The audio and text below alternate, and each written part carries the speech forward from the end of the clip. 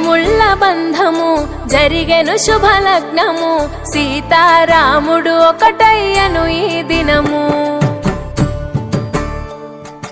7 అడుగుల పయనము ఒకరికొకరు సొంతము కలిసి మెలిసి సాగను ఈ జీవితము